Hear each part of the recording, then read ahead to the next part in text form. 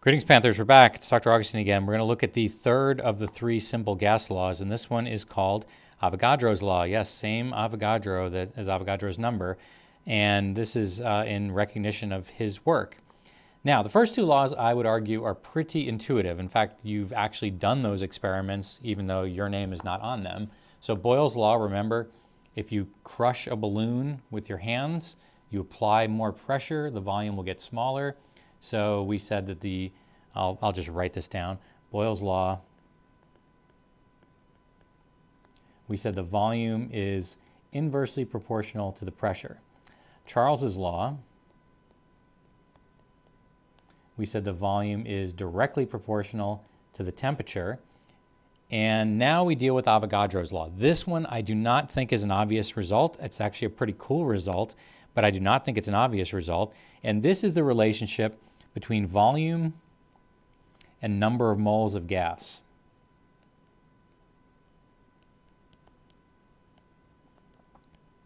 In other words, it's the volume amount relationship.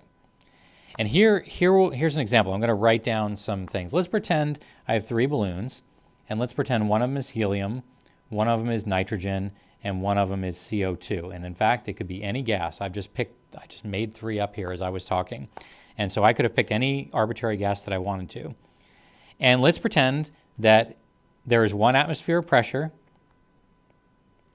in each of these. And let's pretend that we have 1 mole of gas.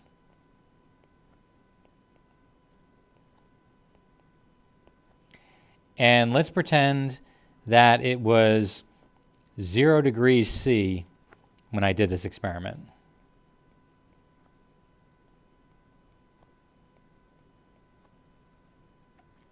What we would find as a result of Avogadro's law is that every single one of these balloons would be the exact same size.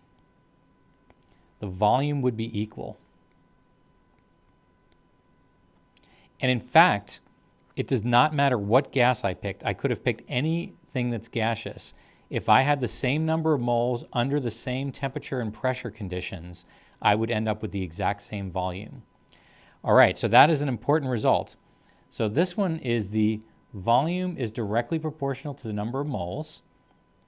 This is actually an illustration of this, volume versus number of moles. And you see it's a linear relationship. Volume is directly proportional to number of moles. And using my notation from before, this is at a constant temperature and a constant pressure.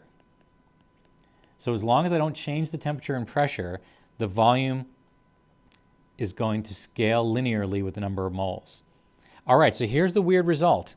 It does not matter what gas you're using. You could use a really light gas like helium. You could use something like SF6, which is a much heavier gas, CO2, nitrogen, oxygen, any gas you choose. If you have 1 mole, it doesn't matter if it's 1 mole. If you have any amount of gas, it's the same. As long as the temperature and the pressure are the same, the volume will be identical. That's Avogadro's law. So Avogadro's law tells us something about the volume as a function of the number of moles that we have. Okay, there's other weird things that come out of this as well. And this would be something like this reaction here, which is a gas phase reaction. Okay, so this is the formation of ammonia, NH3. And we know from chapter 3 and 4 that the balanced equation for this is 3H2 gas plus 1N2 gas yields 2NH3. Okay? So back in chapter 3 and 4, we said that when you have a balanced equation like this, you have different ways of interpreting it. So one of the ways of interpreting this is 3 molecules of hydrogen plus 1 molecule of nitrogen will yield 2 molecules of NH3. So in other words, that balanced equation is a molecular picture of what's happening.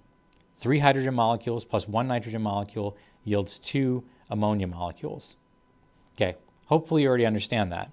Also, we can interpret this equation using moles. 3 moles of hydrogen plus 1 mole of nitrogen yields 2 moles of ammonia. Okay, and we spent really an entire chapter on this concept right here. And because of the mole ratio, we can use that to do stoichiometry calculations. Here's what Avogadro's law says. At a constant temperature and pressure, It is only true at a constant temperature and pressure. Constant T and P. As long as I'm not changing the temperature and pressure, 3 volumes of hydrogen plus 1 volume of nitrogen will produce 2 volumes of ammonia. Now, I don't think this is intuitive at all. Let's pretend each one of these squares was 1 liter. Okay, so I have 3 liters of hydrogen that I'm mixing together, and I reacted with 1 liter of nitrogen. I think your intuition, at least my intuition, would be if I had 3 volumes of a gas plus 1 volume of a gas, I should end up with 4 liters of hydrogen. I mean, that's what I would think. You'd think volume would be additive, right? So if I have 3 liters of this plus 1 liter of this, I should end up with 4 liters. But in fact, as long as I have a constant temperature and pressure, I end up with 2 liters of gas. So I start with 4 liters of gas on the reactant side, and I end up with 2 liters of gas on the product side. That's kind of a wild result, I think. It's not something you would anticipate. But this is because of Avogadro's law. As long as we have a constant temperature and pressure, the volume depends only on the number of moles. So because we only have 2 moles, we had 4 moles on this side, so we should have half as much gas on the product side because we only have 2 moles of gas.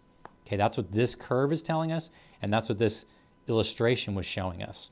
That at a certain number of moles, it will have a certain volume at a constant temperature and pressure. Okay, I think that's kind of a wild result. It's not one you would necessarily think of, but it actually has some interesting implications if you're doing calculations.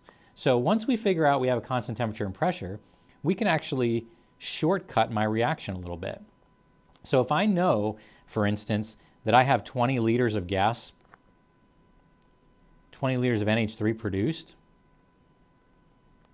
I can use a stoichiometry type calculation to tell me how much hydrogen there was. So 20 liters of NH3 times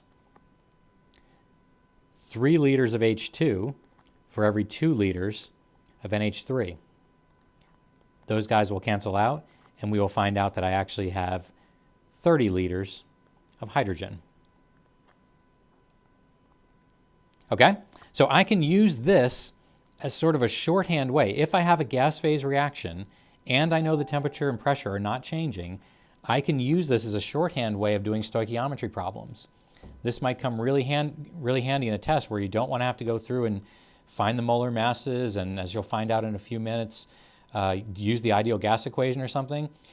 So let me say this again. If you recognize that you have a reaction, those are all gas phase reactants and products, and you know that it's constant temperature and pressure, the pressure and the temperature are not changing, if you do that, then you can use Avogadro's law to shorten up your calculation step, and you can use this volume relationship to say I've got 3 liters of hydrogen for every 2 liters of NH3. Likewise, I would have 2 liters of NH3 for every 1 liter of ammonia. So that would be something like 20 liters NH3 times 1 liter N2 for every 2 liters NH3. Those are going to cancel, and that's going to give me 10 liters of nitrogen must have been used. Of course, I'm using easy numbers here, so I can do these in my head, but this could be 16.2. It's still the same ratio. It's actually the mole ratio, only instead we're using volumes, and that's because of Avogadro's law. All right, so those are the 3 simple gas laws. Our next video is going to talk about combining these 3 gas laws into one all-powerful singular gas law.